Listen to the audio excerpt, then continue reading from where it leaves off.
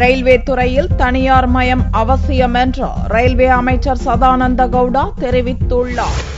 நரேந்திர மோடி அரசில் ரயில்வே அமைச்சராக பொறுப்பேற்றுள்ள சதானந்த கவுடா கர்நாடக மாநிலம் தட்சிண கன்னடா மாவட்டத்தில் உள்ள சொந்த ஊருக்கு வந்தார்.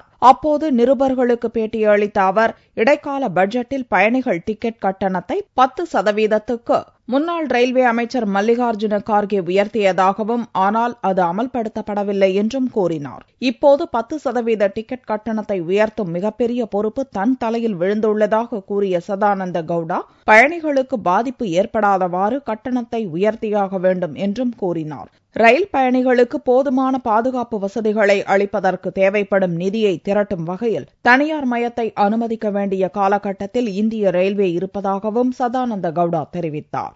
Privatisation with need of the അവർ. ഇപ്പോൾ ഇൻവെസ്റ്റ്മെന്റ് ആക്കണമെന്ന് പറഞ്ഞാൽ എവിടെ ഫണ്ട്സ് കൊണ്ടുവരണം. ഒരു ഫണ്ട്സ് കൊണ്ടുവരണമെന്നെങ്കിൽ PPP മോഡലോ പിന്നെ ഫോറിൻ ഡയറക്റ്റ് ഇൻവെസ്റ്റ്മെന്റോ ഇതെല്ലാം ചെയ്യുന്ന ആവശ്യകതയുണ്ട്. അതെല്ലാം നോക്കി ചെയ്യാനുണ്ട്. மொத்தம் 13.20 லட்சம் ஊழியர்கள் பணிபுரியும் ரயில்வே துறையை பற்றி முழுவதுமாக ஆராய்ந்தறிய குறைந்தபட்சம் 1 மாதம் தேவைப்படும் என்று கூறிய சதானந்த கவுடா, ரயில்வேயில் ஊழலற்ற நிர்வாகத்தை அளிப்பேன் என்று உறுதியளித்தார்.